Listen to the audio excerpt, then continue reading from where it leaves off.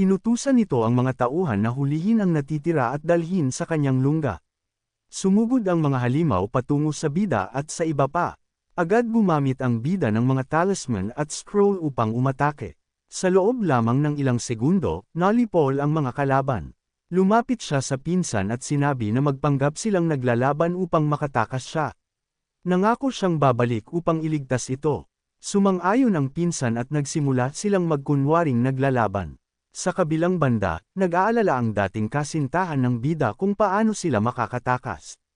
Sinabi ni Xiao na gagamitin niya ang isang malakas na sandata kung kinakailangan. Pinaputok niya ito at tumama sa Hydra, dahilan para magdiwang ang ilan. Ngunit nagalit ang halimaw at agad lumapit sa kanya. Sa isang iglap, ginamit nito ang kapangyarihan at binago ang anyo ni Xiao. Naguluhan ito at hindi maintindihan ang nangyari.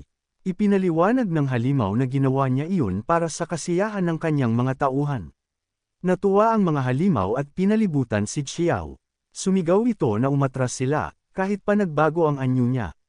May isang halimaw na nagsabing normal lang iyon sa ilang nilalang. Napatulala ang dating kasintahan at hindi makapaniwala sa nangyayari. Maging ang bida at ang kanyang pinsan ay naawa sa kanilang kalagayan. Napansin ng Hydra na hindi pa tapos ang laban sa kabilang panig at muling umatake. Tinamaan ang bida at bumagsak, halos maubos ang kanyang HP. Napagtanto niyang kahit may kagamitan siya, hindi pa rin sapat iyon. Agad niyang ginamit ang Ice Incense upang maibalik ang kanyang lakas. Sa panganib na mabunyag ang kanyang pagkakakilanlan, sinubukan niyang mag-teleport gamit ang kayamanan ng hari. Ngunit napansin siya ng Hydra at pinigilan ang kanyang pagtakas. Naramdaman ng bida na malapit na ang katapusan. Pinili niyang lumaban sa halip na sumuko. Sumugod ang Hydra upang kunin ang kanyang essence. Ngunit sa mismong sandali, tumalon ang kanyang pinsan at sinalo ang atake para sa kanya. Sinabi nito na tumakbo na siya at nagpasalamat sa pagdating niya. Habang nakikita ang pinsan na sugatan, napaluha ang bida. Naalala niya ang mga panahong magkasama sila at kung paano siya pinuprotektahan nito noon. Nag-alab ang kanyang galit at nangakong wawakasan ang halimaw. Tinuwanan siya ng demonyo at sinabing isa lamang siyang hamak na tao na kayang tapusin sa isang galaw ng daliri. Ngunit bago pa ito makapagsalita pa, agad naglabas si Lu ng kanyang mga talisman. Mabilis naman itong sinunggaban ng halimaw at sinunog ang mga scroll. Kahit ganoon, hindi umatras si Lu at sumugod habang sinasabing hindi pa tapos ang laban. Kaagad niyang pinakawala ng kanyang triple wind strike at sunod-sunod na ginamit ang lahat ng dala niyang kagamitan. Sa bawat tama, unti-unting nababawasan ang HP ng halimaw ng tig-1%. Nagtaka ang mga alipors ng Hydra kung bakit tila natatabunan ang kanilang Panginoon ng isang tao. Sa di kalayuan, may ilang natitirang tao na tahimik at kabadong nanunood. Samantala, mayabang pa ring sinabi ng demonyo na hinding-hindi siya mapapatay ni Liu dahil napakalayo ng agwat sa pagitan ng mga tao at ng mga nilalang na nakaabot sa kaliwanagan, isang hadlang na hindi niya kayang lampasan. Ngunit buong determinasyong sinabi ni Lu na nararapat lamang na lipulin ang halimaw. Tinanong ng Hydra kung paano siya naglalakas loob na hamunin ito gamit ang isang kalaw-angin na espada. Ngunit bigla itong napahinto nang mapansin na hindi na nito maigalaw ang katawan. Sa galit, agad itong hinati ni Liu sa dalawa. Namangha ang mga alipors ng Hydra at hindi makapaniwalang nagawa ni Lu na sugatan ang kanilang amo. Samantala, ang mga bihag ay nagsimulang magdiwang dahil nakikita na nila ang pag-asa na makalaya. Sa isip ni Liu, nagamit na niya ang lahat ng nakuha niya mula sa pigman, at kahit hindi pa ganap na napapanday ang kanyang espada, sapat na ang tigas nito para sa laban. Nang maramdaman ng Hydra ang nalalapit nitong pagkatalo, pinakawalan nito ang napakalakas na kapangyarihan at isang malakas na shockwave ang tumulak kay Liu palayo, dahilan upang halos maubos muli ang kanyang HP. Sa mas nakakatakot na anyo, sinabi ng Hydra na ipapakita nito ang tunay na agwat ng kapangyarihan ng isang mortal at isang nilalang na may kaliwanagan. Napabuntong hininga ang bida, at sa isang iglap, sumiklab ang nagliliyab na kapangyarihan sa kanyang likuran at lumitaw ang anyo ng isang phoenix, kasabay ng pagtaas ng init at lakas ng kanyang aura. Dahil dito, napansin ng Hydra na ginagamit niya ang kanyang blood essence at agad itong naghanda ng panlaban. Ngunit bago pa ito makakilos ng maayos, mabilis na sumugod ang bida at pinakawala ng isang malakas na pag-atake. Samantala, sa loob ng isang madilim na kuweba, tahimik na nakaupo si Gangbao hanggang sa bigla niyang maramdaman ang kakaibang presensya. Dahan-dahan siyang tumayo habang bumabalot sa kanya ang pulang aura, at sa malamig na tinig ay sinabi niyang sa wakas ay nagpakita na rin ang bida. Sa dalampasigan, nagsimulang magdiwang ang mga tao sa inaakalang tagumpay ni Lu, ngunit tumawa ang mga alipores ng Hydra at sinabing masyado pang maaga ang kanilang kasiyahan. Unti-unting nagbago ang anyo ng Hydra at naging parang tubig, at sa pagkalito ni Liu, nakita niyang muli itong bumabalik sa orihinal nitong anyo. Ipinahayag ng halimaw na hindi na ito magbibigay pa ng pagkakataon sa mortal na emperador. Napagtanto ni Lu na isinakripisyo ng demonyo ang isa sa mga ulo nito upang makalikha ng bago. Ipinahayag ng Hydra na kahit ang mga tao ay parang mga surot lamang, nagagawa pa rin nilang saktan siya. Agad itong nagpakawala ng isang napakalakas na atake patungo kay Lu na halos wala ng lakas at paraan upang ipagtanggol ang sarili. Sa mismong sandaling iyon, may isang liwanag na sumilay sa kalangitan at may tinig na sumigaw na huwag saktan si Liu. Napatigil ang Hydra at tumangala. Biglang bumaba mula sa langit ang isang napakalaking gintong dragon at sa isang iglap ay pinuksa ang halimaw. Lumitaw ang system message na bumabati kay Lu sa pagkatalo sa boss ng Dark Faction at mula level 20 ay umangat siya hanggang level 24. Napatingin siya sa langit at nakita ang isang lalaking nakasakay sa isang nilalang na may pakpak. Nagtaka siya kung paano nito nagawang patumbahin ang Hydra sa isang atake lamang. Ang lalaking iyon ay si W. Jiang, ang dakilang guro ng Yinxiang Dynasty, na matapos ang kanyang kamatayan ay ginawaran ng titulo sa Siyam na Kalangitan. Lumapag si W. Jiang sa harap ng bida, lumuhod, at humingi ng paumanhin dahil hindi siya agad nakarating upang iligtas ito, ngunit ipinahayag din niya ang kanyang tuwa na muli niya itong nakita. Sa sandaling iyon, may dalawa pang anyo ang lumitaw sa himpapawid at kasabay ng paglaganap ng kidlat mula sa ulap, pinuksan nila ang natitirang mga alipores ng Hydra. Dalawang sinag ng liwanag ang bumaba patungo kina Liu at W. Jiang. Isang lalaki ang nagpakilala bilang si Jiang Guiong, ang commander ng Qinglong Passage at isang dakilang ministro ng Xiang Dynasty. Napatulala ang bida sa kanyang nakita. Ang isa pang lalaki ay nagpakilalang si Jiang Kui, na mula rin sa parehong dinastiya. Napaluhod si Liu sa lupa nang mapagtanto niyang ang mga ito ay pawang mga bayani na namatay noong panahon ng Xiang Dynasty. Pagkatapos ay tumayo siya, nagpasalamat sa kanilang tulong, at sinabing magiging maayos na siya. Sa sandaling iyon, sumigaw ng tulong ang pinsan ng bida. Agad na nakiusap si Lu sa mga lalaki na iligtas ito. Hinawakan ni Guang ang pinsan at binigyan ito ng isang healing orb, sinasabing huwag mag-alala dahil kapag ininom ito ay gagaling siya at muling magiging tao. Ilang sandali ang lumipas at tumayo ang bata, sinabing ayos na siya at kumpirmadong bumalik na sa dati niyang anyo. Taos-pusong nagpasalamat si Liu kay General Zhen, ngunit sinabi nito na wala iyon at maliit na bagay lamang ang kanyang ginawa. Ipinaliwanag ni Jiang na ang mga kaluluwang nasa talaan ay kailangang tuparin ang kanilang tungkulin, at idinagdag ni Jiang Kui na sila ay nakatali sa talaang iyon at umaasa silang balang araw ay aakyat ang emperador sa antas ng immortalidad upang tulungan silang makalaya. Sumang-ayon si Liu at sinabing magsasanay siya ng mabuti upang maabot ang pinakamataas na antas sa lalong madaling panahon. Ngunit pinaalalahanan siya ni Jiang na hindi dapat niya minamadali ang landas ng cultivation dahil ito ay mahaba at bawat hakbang ay kailangang pag-ingatan. Medyo napahiya ang bida at sinabing nasabi niya lamang iyon ng basta, ngunit seryoso siyang magpapalakas. Pagkatapos, tinanong ni Kui kung ano ang gagawin nila sa mga natitirang tao sa paligid at iminungkahing patayin ang mga ito upang mapanatiling lihim ang pagkakakilanlan ng kanilang pinuno. Sa takot, nagsumamo ang magkasintahang traidor at sinabing wala silang nakita at nais lamang ni Xiao na maibalik ang kanyang katawan. Matapos pag-isipan, napagpasyahan ni Liu na kung papatayin nila ang mga inosente, maaaring madagdag ang kanilang mga pangalan sa talaan, na hindi makabubuti. Kaya iminungkahi niyang burahin na lamang ang alaala ng mga ito. Nagkatinginan ng tatlo at sinabi na matalino ang desisyon ng hari. Agad na ginamit ni Elder Jiang ang kanyang kapangyarihan, binura ang alaala ng lahat sa dalampasigan at inalis ang sumpa ng Hydra sa kanila. Sumakay muli sila sa kanilang mga lumilipad na nilalang at bago tuluyang umalis ay sinabi na dahil tapos na ang problema, kailangan na nilang umalis bago pa dumating ang iba at matuklasan ang kanilang pagkakakilanlan.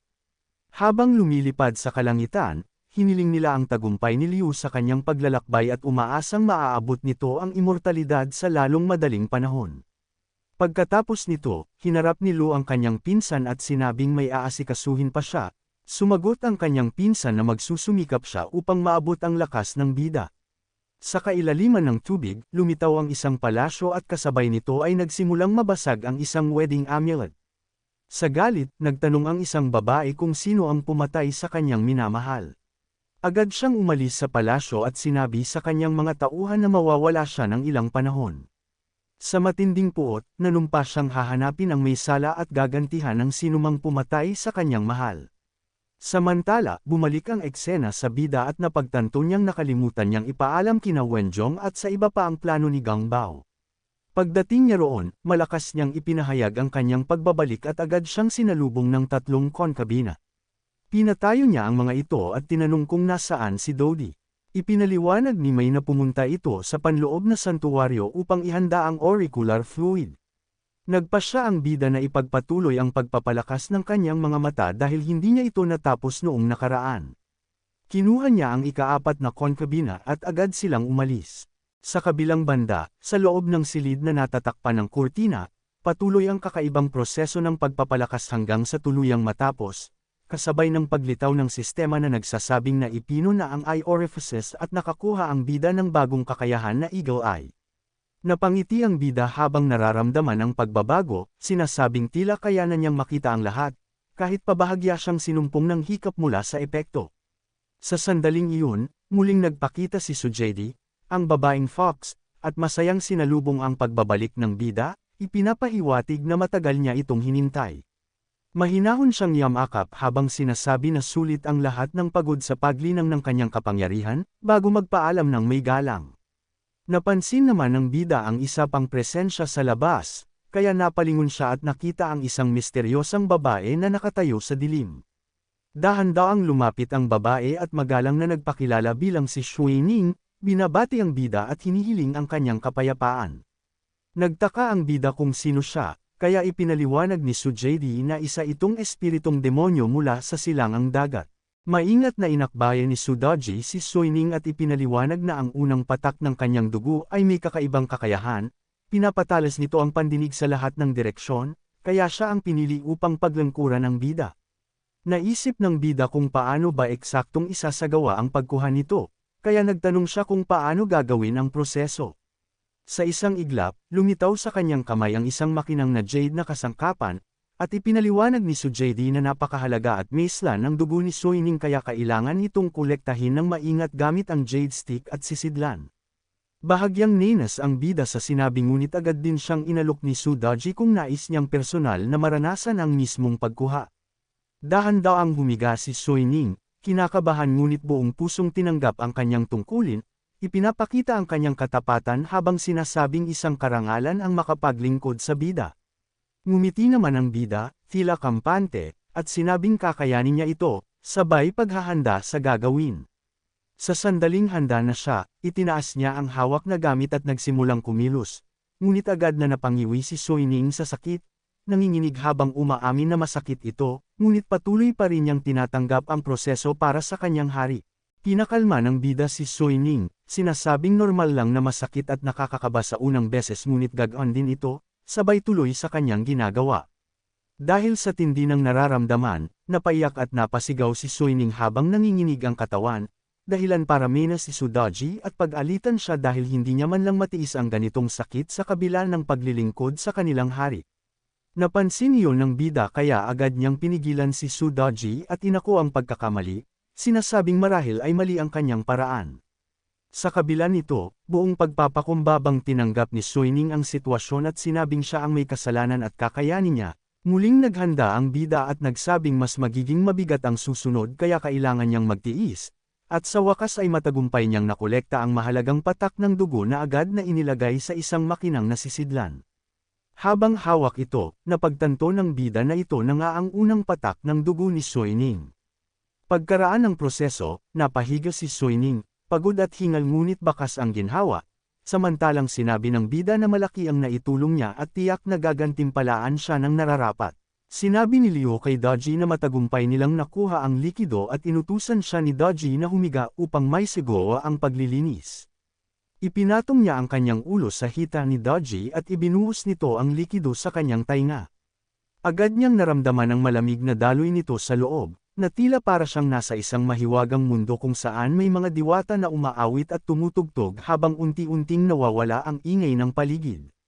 Tumayo siya at sinabing matagumpay nang napalakas ang kanyang mga tainga.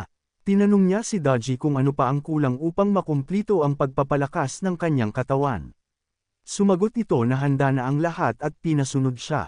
Pagdating nila sa silid kung saan naroon ang iba, tinanong ni Dodgy kung handa na ang linglong fruit. Kinumpirma ito ni May at agad itong kinuha. Ipinaliwanag ni May na ang prutas na ito ay maaari lamang gamitin kapag napalakas na ang 7 bahagi ng katawan. Lumapit si Leo at naamoy ang prutas, na may sariwang amoy ng karagatan. Biglang napalibutan siya ng mga liwanag at napuno ng matinding ningning ang buong silid. Lumitaw ang system message na bumabati sa kanya sa matagumpay na pagpapalakas ng lahat ng bahagi ng kanyang katawan. Labis ang kanyang tuwa dahil umabot na sa pinakamataas na antas ang kanyang kakayahan at ganap na siyang naging kumpletong manlalaro. Binati siya ng mga konkabina sa kanyang tagumpay at nagpasalamat naman siya sa kanilang tulong, nangakong magsasanay ng mas mabuti upang mapalaya sila sa libingan sa lalong madaling panahon. Biglang lumitaw ang isang system update notification. Binuksan ito ng bida at nakita ang isang alerto kasama ang mga posibleng gantimpala. Ipinaliwanag ni May na ang mga ito ang mga materyales na kailangan upang mapande ang Phoenix Sword. Natuwa ang bida at nagpas siyang sumali sa event upang agad itong makumplito. Samantala, sa Valley of 10,000 Underworlds, kung saan gaganapin ang susunod na event, isang babae na naghahangad ng paghihiganti para sa pagkamatay ng Hydra ang nagsabing ayon kay Gang Bao, ang reincarnation ni King Zhou at si Wenjong ang may kagagawan. Noong nakaraang araw, humarap si Prinsesa Wan kay Gang Bao at tinanong kung sino ang may sala. Ipinaliwanag nito na dati ay binabantayan ng kanyang asawa ang pool ni Bibo, ngunit hindi nila inaasahan na ang isa sa mga manlalaro ay ang muling isinilang na mortal na hari. Idinagdag pa niyang labis din siyang nalungkot sa nangyari. Sa gitna ng kanyang kalungkutan, sinabi ni Gang Bao na inakala niyang lilipulin ni Wong ang lahat ng tao upang mapanatiling lihim ang pagkakakilanlan ng mortal na hari, ngunit nang ipadala niya ang kanyang mga tauhan, nakita niyang buhay pa ang lahat. Tinanong ng prinsesa kung bakit hindi na lamang nila ikinulong ang mga tao at piliting magsalita kung sino ang reincarnation ni King Zhou. Sumagot si Gang Bao na hindi yun magiging madali dahil ginamit ni Jiang ang kanyang kapangyarihan upang burahin ang alaala ng lahat at nakatakas na ang hari.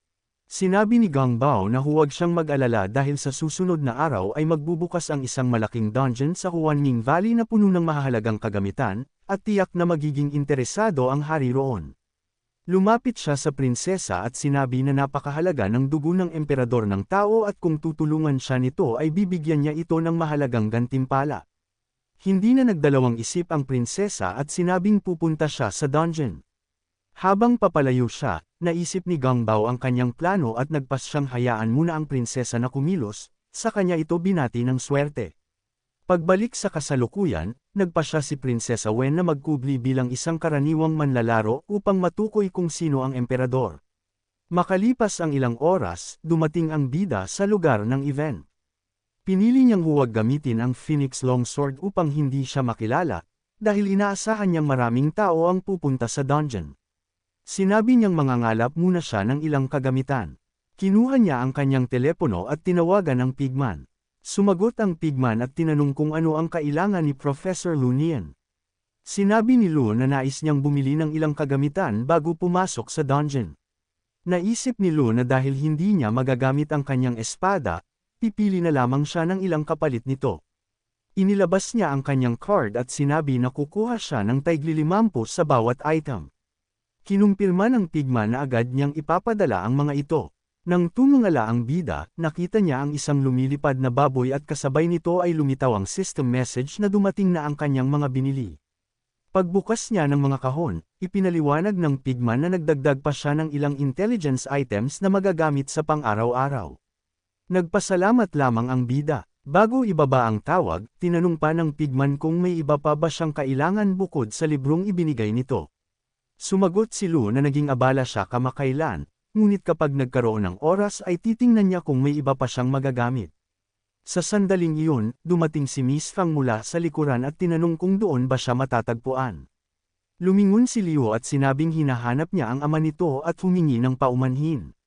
Tinanong naman ni Fang kung sapat ba ang ibinigay niya rito.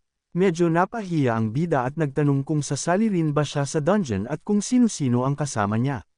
Sumagot si Fang Qia na ang mga ito ay kanyang mga kaibigan na sina Shu, Mei Jiao, at Shu, at naghahanap sila ng mga taong bubuo sa kanilang koponan.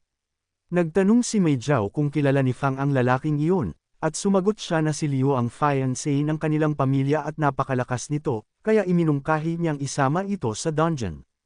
Nagtanong si Mayaw kung asawa ba niya si Liu, at sinabi ni Fang na fiancé pa lamang ito. Nagpakilala si Lu at naisip na walang magiging problema ang mga taong dala ni Fang. Ngunit sinabi ni Shu na kailangan ng grupo ng isang control mage, at ang lalaking iyon ay isang level 24 adventurer na wala pang klase kaya magiging pabigat lamang. Dagdag pa ni Mei Jiao, hindi niya maintindihan kung bakit pinili ni Fang ang isang tulad niya. Sa isip ng bida, nagtaka siya kung bakit tila galit sa kanya ang dalawa. Biglang may isa pang dumating at nagtanong kung maaari siyang sumali sa grupo dahil kulang pa sila sa miyembro. Isa itong magandang mage. Nang makita siya ni Fang, agad niyang naisip na ito ang perpektong karagdagan sa koponan. Sinabi ni Shu na kulang sila sa mage at idinagdag ni Mao na dahil isang grupo sila, pantay-pantay ang hatian sa mga item. Biglang lumapit ang babaeng mage kay Lu at niyakap ito, saka tinanong kung nakapunta na ba siya sa Bibo's Pool. Gamit ang lakas ng kanyang pinande na mga mata, nakita ng bida ang tunay na anyo ng babae. Sumagot siya na hindi pa niya iyon naririnig. Dahil alam niyang kaya nitong basahin ang kanyang iniisip, sinadya niyang mag-isip ng kung ano-ano upang malito ito. Bigla namang lumayo ang babae at sinabing kakaiba siyang tao. Naiinis, sinabi niyang maraming lalaki na ang kanyang sinuri ngunit wala ni isa ang maayos, at kung hindi lamang siya natatakot sa mga celestial patrol ay matagal na niyang pinatay ang mga ito. Hinawakan ni Fang ang braso ni Lu at tinanong kung bakit sinusubukan ng babae na akitin ang kanyang fiancé. Humingi ng paumanhin ang bida at sinabing mas mabuting mag-focus na lamang sila sa dungeon. Ngunit pinahinto sila ng babae at nagsabing dahil kulang sila sa mage, nais din niyang sumali. Sa loob-loob niya, balak niyang lipulin ang lahat sa loob ng dungeon. Samantala, sa pasukan ng Huanming Valley event, nagtipon ang maraming manlalaro. Isang celestial being ang nag-anunsyo na bukas na ang event at maaari nang pumasok ang mga manlalaro sa dungeon. Siya si Jiang Guiong, na may titulong Star of Misfortune. Sa galit, sinabi niyang darating ang araw na tatapusin niya ang listahan ng mga Diyos at aalisin ang titulong iyon. Maya-maya'y lumitaw ang portal papasok sa dungeon at nagunahan ang mga manlalaro upang makuha ang mga bihirang gantimpala. Habang pinagmamasdan ng grupo ni Lu, napansin ni Jeong na may kakaibang aura mula sa babaeng mage at nagpasya siyang imbestigahan ito. Ngunit bago pa siya makaalis sa kanyang pwesto bilang tagapagbantay ng pasukan, may hamarang sa kanya at nagtanong kung saan siya pupunta. Ito si Huang Tian, ang Master Star, na sinabing hindi dapat siya tawagin sa pangalan ng isang tulad niya. Sumagot si Guanggang na hindi siya natatakot, at sinabi ng Master Star na ipapakita niya ang kapalit ng ganitong paghamon. Sa sandaling iyon, may isang tinig na pumagitna at inutusan silang tumigil.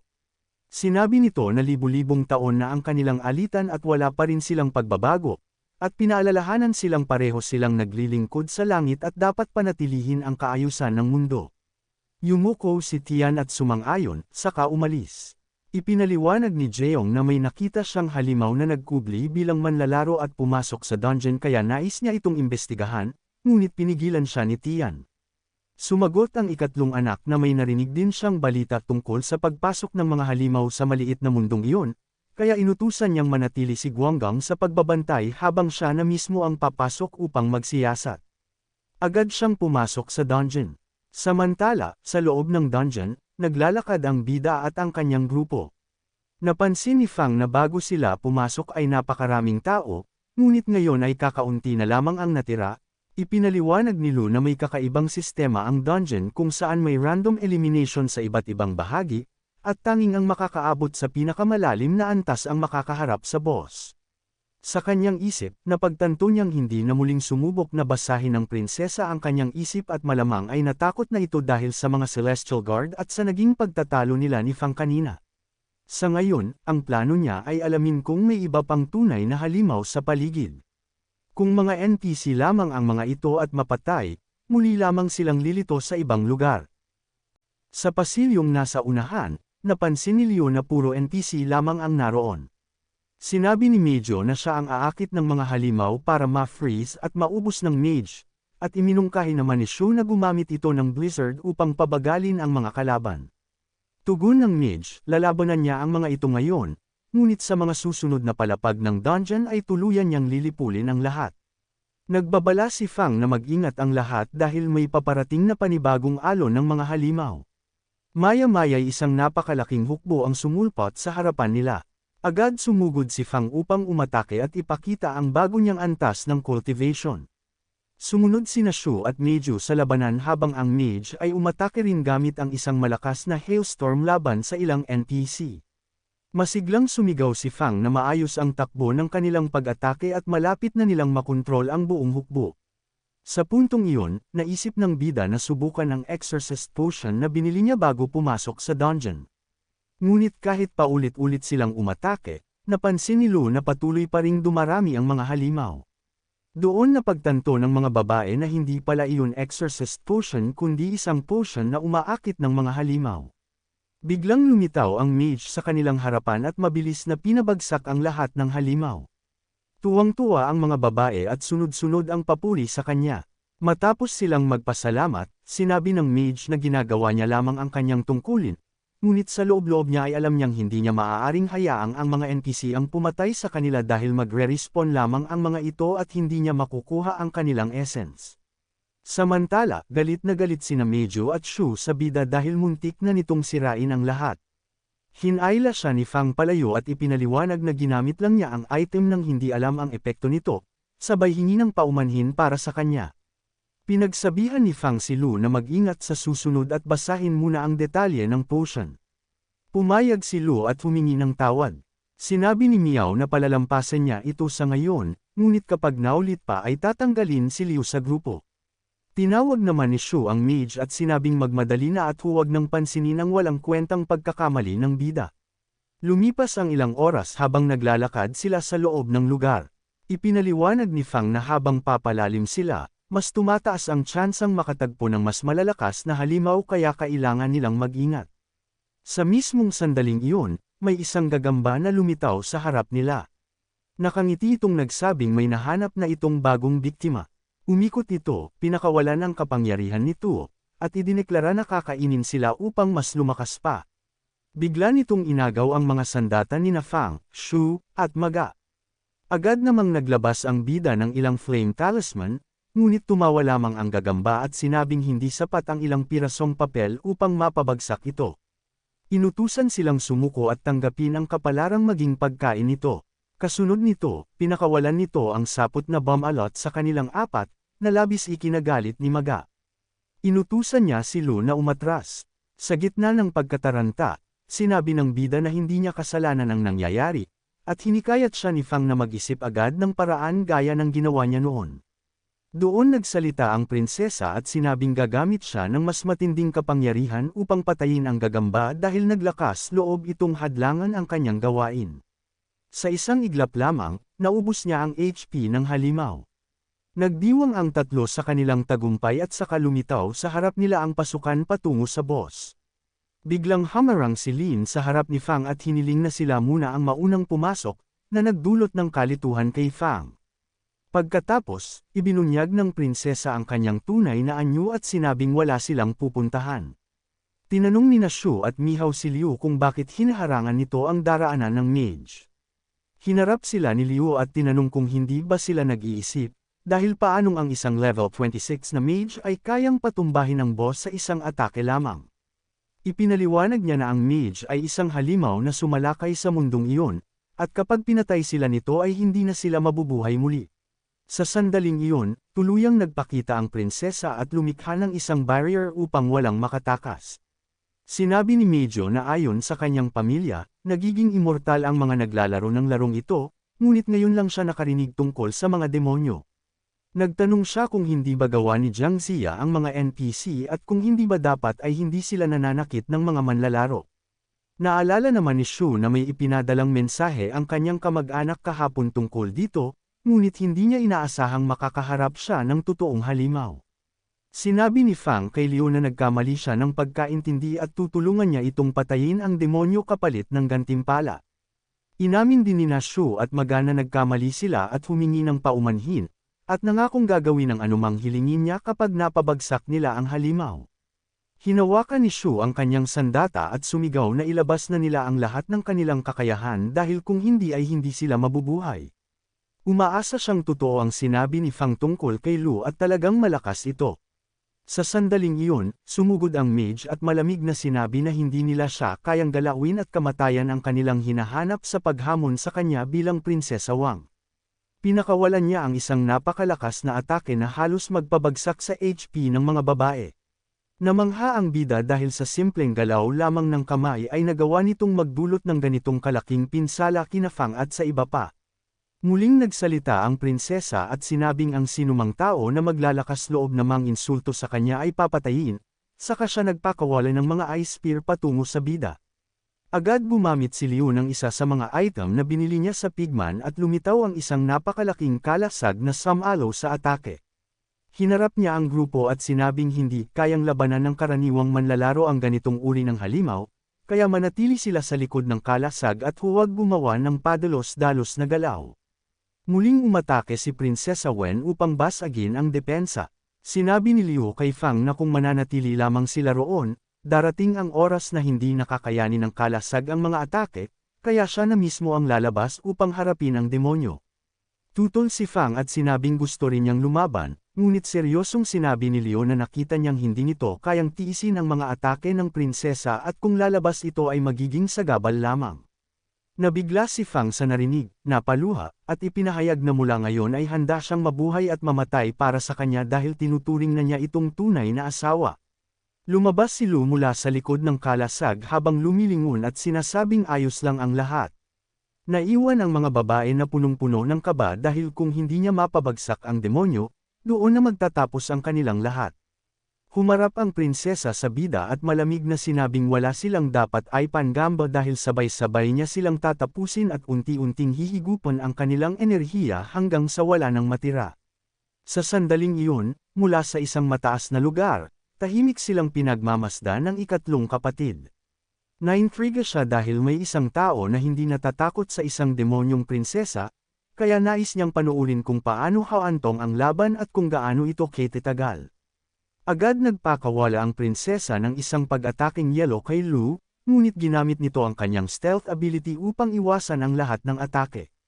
Pagkatapos umiwas, mabilis siyang lumingon, naghagis ng mga talisman, at ginamit ang kanyang immobilization technique.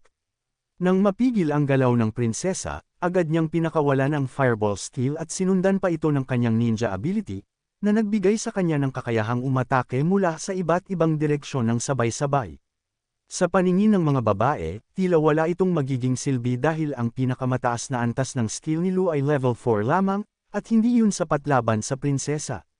Mula sa malayo, sumang-ayon ang ikatlong kapatid, sinasabing kailangan ng level 20 na skill upang makaapekto sa ganitong uri ng demonyo. Ngunit bigla siyang natigilan nang makita ang nangyari, dahil tila malaki ang pinsalang tinamo ng prinsesa. Nagtaka rin si Fang kung paano naging ganoon kalaki ang damage at kung paano naging napakalakas ng kanyang lalaki, dahilan upang lalo siyang humanga rito. Sina Shu at Mei Xiao naman ay muling nagkaroon ng pag-asa at napagtanto nilang nagkamali sila ng paghusga.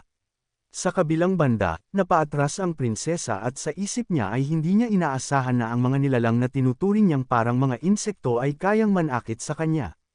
Tinanong niya kung paano nagawang magdulot ng ganoong kalaking pinsala ng isang manlalarong may level 4 na skills. May kumpiyansang sumagot si Liu na hindi lamang level 4 ang kanyang kakayahan at hindi siya isang karaniwang jobless player. Hindi ito pinansin ng prinsesa at sinabing papatayin pa rin niya siya roon mismo. Agad niyang ginamit ang kanyang Purple Dragon Dance technique, na ikinabahala ng ikatlong kapatid. Sumigaw si Fang at ang iba pang mga babae na mag-ingat si Lu. Sa isip ni Liu, napakalakas ng paparating na atake at kung magtatago siya sa likod ng anumang depensa, maaaring madamay sina Fang at ang iba pa. Biglang inutusan siya ni Fang na sumalo at inihagis ang isang item patungo sa kanya. Agad itong sinalo ni Liu, ginamit ang speed item, at mabilis na umiwas, dahilan upang habulin siya ng mga dragon hanggang sa himpapawid. Sinabi ng prinsesa na wala itong silbi dahil ang sinumang tamaan ng kanyang Purple Dragon Dance ay tiyak na mamamatay. Pagkatapos ay humarap siya sa mga babae at sinabi na kapag napatay na niya si Liu, dadalhin niya sila sa kanyang kastilyo at pagkatapos gamitin ng kanyang mga bantay, siya na mismo ang hihigop ng kanilang lakas. Sa takot, nagyakapan sina Shu at Mayaw at sinabing tapos na ang lahat. Ngunit pinakalma sila ni Fang at sinabing magtiwala kay Lu dahil tiyak niyang matatalo nito ang prinsesa. Sa gitna ng laban, isa sa mga dragon ang tumama sa likod ni Lu kaya napasigaw ito ng malakas. Paglingon ni Fang, sinabi niyang hindi iyon seryoso at maliit na pagkakamali lamang. Hinikayat niya ang lahat na huwag lamang manood at kapag may pagkakataon ay tumulong sa pag-atake. Samantala, patuloy na umiiwas ang bida sa mga dragon. Naiinis ang prinsesa at tinanong kung isa ba itong dagan na puro takbo na lamang. Habang patuloy ang paglipad, unti-unting tinamaan si Lu at napansin ng mga babae na mabilis bumababa ang kanyang HP. Ipinaliwanag ng prinsesa na may matinding lason ang kanyang mga dragon at kumalat na ito sa katawan ng bida. Sinabi ni Lu na hindi yun problema dahil mayroon pa siyang healing pills. Habang papalapit siya sa prinsesa, napaisip siya kung may kakaibang kakayahan ang pakpak na ginagamit niya. Naalala niya ang sinabi ng prinsesa na sinumang tamaan ng Purple Dragons ay tiyak na mamamatay. Doon niya naisip ang isang plano at ginamit ang isang bihirang kakayahan ng kanyang Wind Thunder Wings. Mabilis siyang dumaan sa tabi ng prinsesa at pumwesto sa likuran nito. Natiyak niya na napakahalaga at pambihira ng kakayahan ng kanyang pakpak. Bigla niyang sinunggaban ang prinsesa, dahilan upang ang mga dragon ay tumama rito mismo. Napasigaw ang prinsesa sa matinding sakit hanggang sa tuluyang tamaan, habang si Liu ay naitulak palayo. Sa huli, tuluyang napatay ang demonyong prinsesa at nawala ang barrier na nakapalibot sa kanila. Nagdiwang sina Fang at ang iba pa sa kanilang tagumpay. Mula sa malayo, humanga ang ikatlong kapatid sa lakas at talino ng bida. Biglang lumitaw ang system message na bomb abati sa pagkatalo kay Princess Wang at bilang gantimpala ay nakatanggap siya ng Stygian Ice Stone. Naalala ng bida na ito ay isa sa mga materyales na kailangan upang ma-activate ang Feng Sword. Agad tumakbo ang mga babae papunta kay Lu. Tinanong ni Chu kung nais ba niyang maging manugang ng kanilang pamilya, habang tinanong naman ni Mayaw kung gusto ba nitong maging kanyang master. Itinulak sila ni Fang at sinabi na tumabi dahil si Liu ay miyembro na ng kanilang pamilya bilang manugang. Pagkatapos ay hinalikan niya ito at nagpasalamat sa pagliligtas sa kanya, sabay sabing kailangan na niyang ipakita na sa kanya na ito, na lalong ikinainis ng ibang mga babae. Pagkalipas ng ilang sandali, sinabi ni Lu na kailangan muna nilang magpagaling bago pumasok sa boss level. Gumamit sila ng healing potions at agad na nakabawi ang lahat. Sa puntong iyon, muling lumitaw ang ikatlong kapatid at nagkomento na kahanga-hanga para sa isang level 20 na manlalarong walang propesyon ang matalo ang Prinsesa Wang. Muling hamarang si Liu sa harap ni Fang at tinanong kung sino ang lalaking iyon. Sumagot ang lalaki at tinanong kung hindi ba nila siya nakikilala sa kanyang suot. Nang suriin nila ang kanyang mga kagamitan, nagulat ang lahat at nakilala siya bilang ang ikatlong prinsipe na si Nia. Lumapit ito sa bida at sinabing napanood niya ang buong laban at pinuri ang talento ni Lu. Inalok niya si Lu na maging nakababatang kapatid niya at nangakong paprotektahan ito mula ngayon. Sa isip ni Lu, napaisip siya kung may kakaibabang interes ang prinsipe. Bigla siyang hinampos nito at sinabing walang nagsabi sa kanya na hindi dapat mag-isip ng kakaiba sa harap ng mga Diyos. Bumagsak si Lu sa lupa at naguluhan ang lahat sa nangyari. Lumuhod si Fang sa harap ng prinsipe at humingi ng paumanhin, sinasabing hindi pa alam ni Lu ang mga alituntunin ng laro. Naupo ang prinsipe sa tabi ni Lu at ipinaliwanag na hindi niya ito sinaktan, ngunit dahil nakagat ito ng Purple Dragon, patuloy nang kumakalat ang lason sa kanyang katawan.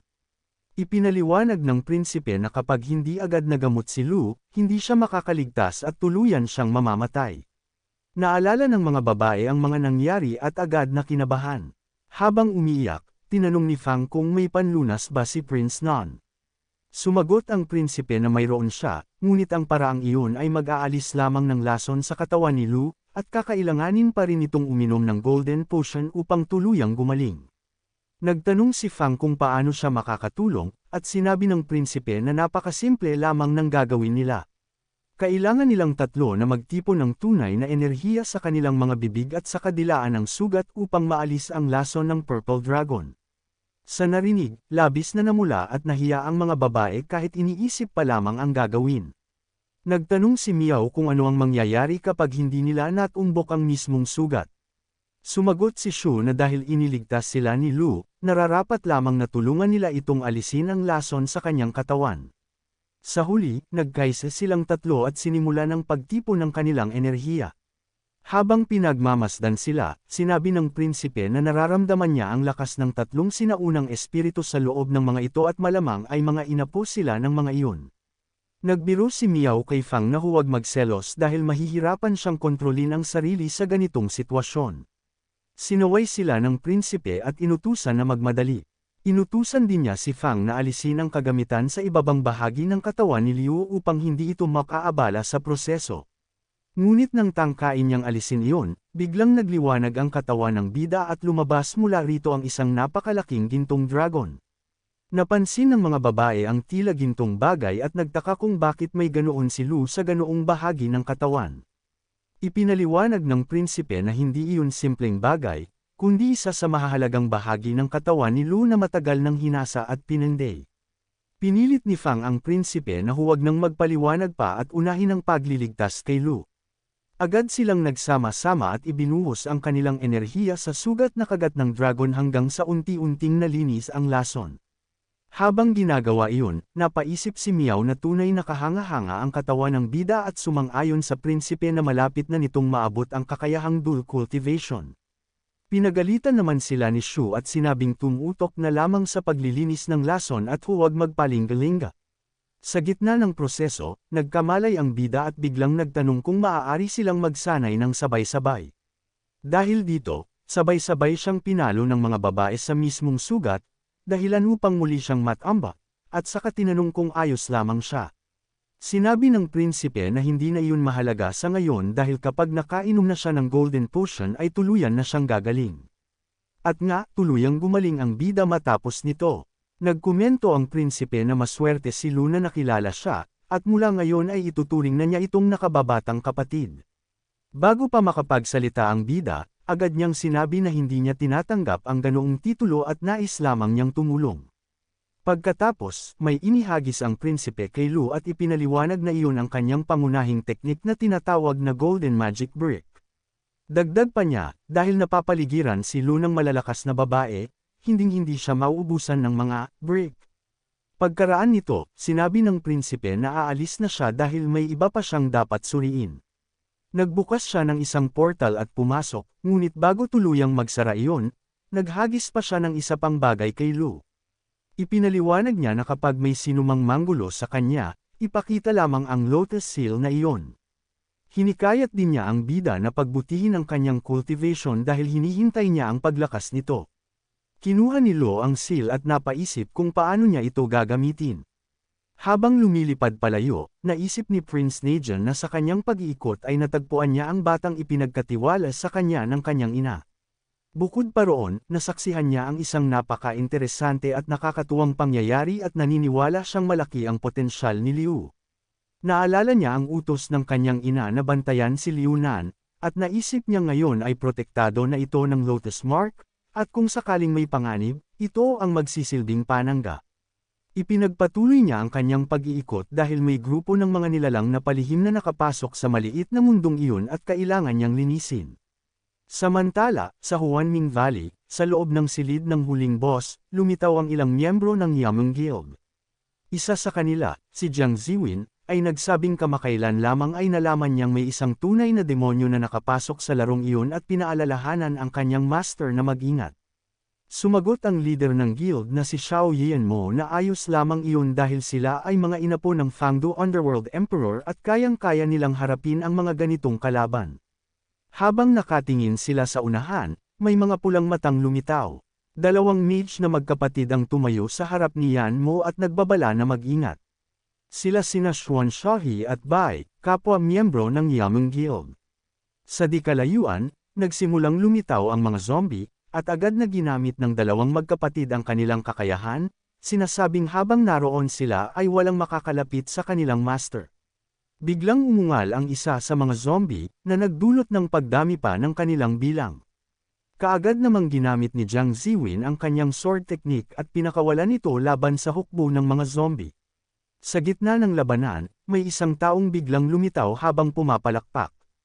Siya si Hong Chao, isang miyembro ng Xingqian Guild.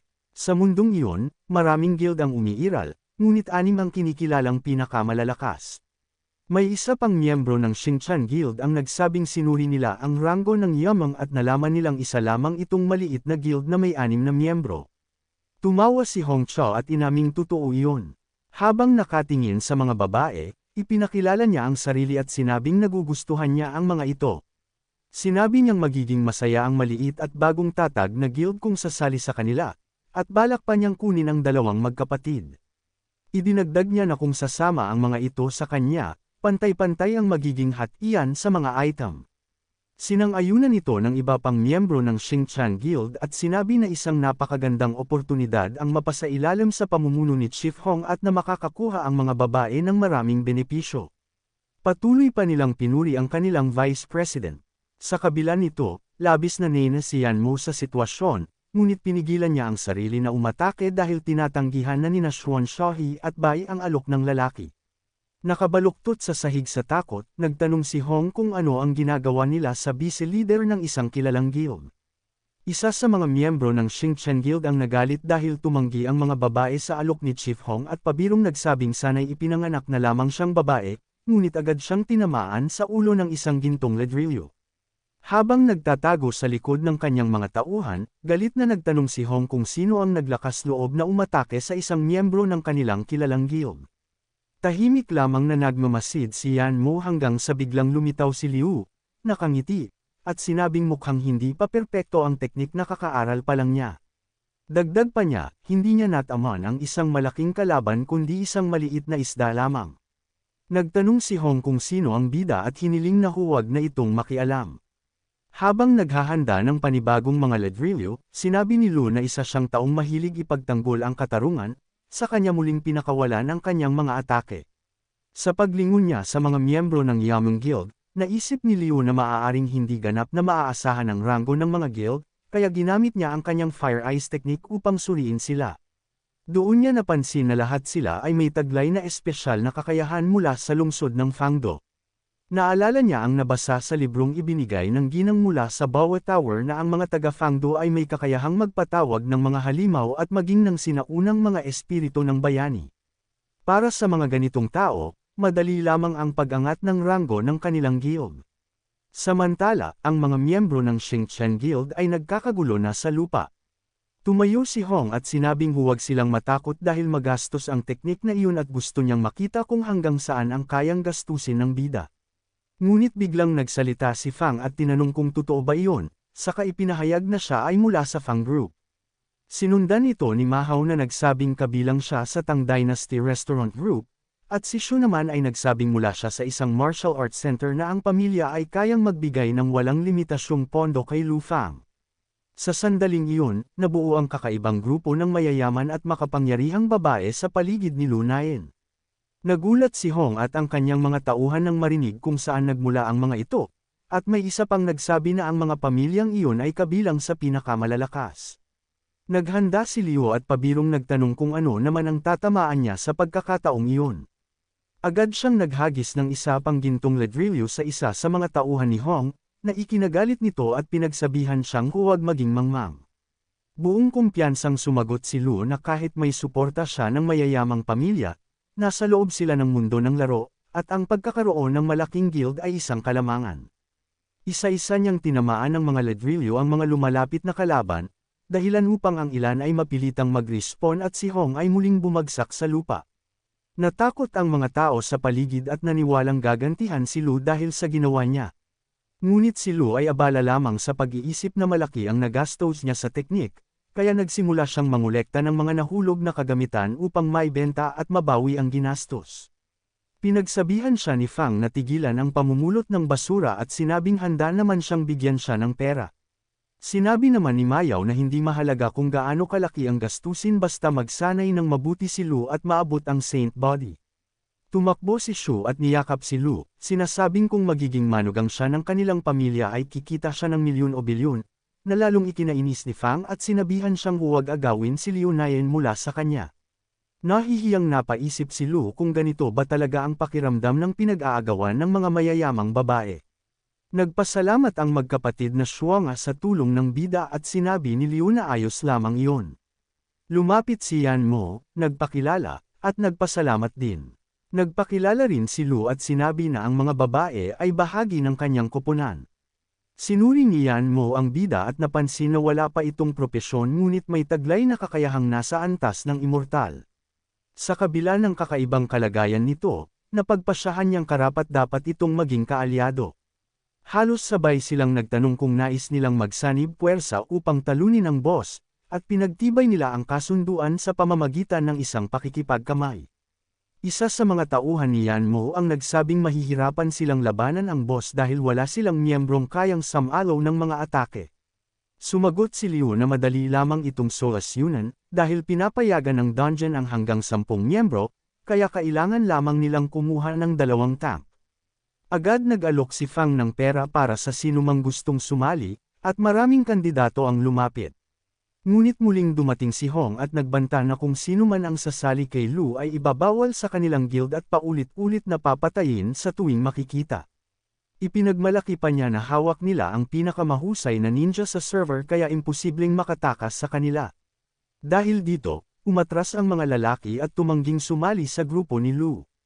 Patuloy pa ring naghanap si Fang at sinabing babayaran niya agad ang sinumang sasama, ngunit nanatiling tumatanggi ang mga ito. Tinukso pa ni Hong si Fang at sinabing walang silbi ang pera kung mamamatay din sila bago ito magamit. Nagalit sina Maga at Shu at nagbantang hahabulin si Hong saan man ito magpunta. Ngunit kampante si Hong at sinabing walang halaga ang banta ng mga mayayaman kumpara sa dami ng miyembro ng kanyang guild, dahil madali lamang silang tapusin. Samantala, si Liu ay hindi na nag-alala kahit wala silang tank dahil may naisip na siyang paraan na maaaring makabasag pa ng record sa dungeon. Naniniwala siyang siya ang pinakamalakas doon kahit wala siyang klase at kaya niyang tiisin ang mga atake ng boss. Nang marinig ito ng iba, napatulala sila bago tuluyang tumawa at pagtawanan siya. Lumapit si Yan Mo sa kanya, sinabing naniniwala siya rito, at hinikayat siyang subukan. Sa sandaling iyon, nagmungkahi si Hong ng isang pastahan. Kapag nalampasan ng grupo ng bida ang dungeon, luluhod siya at magbibigay galang at hindi na niya guguluhin ang mga ito. Ngunit kapag natalo sila, kailangang sumali sa kanyang guild ang 2 magkapatid. At dito muna nagtatapos ang chapter na ito. Kung excited ka sa susunod, huwag kalimutang mag-subscribe at pindutin ang notification bell para updated ka palagi. Shout out sa mga loyal viewers natin, salamat sa walang sawang suporta. Kita-kits sa next upload.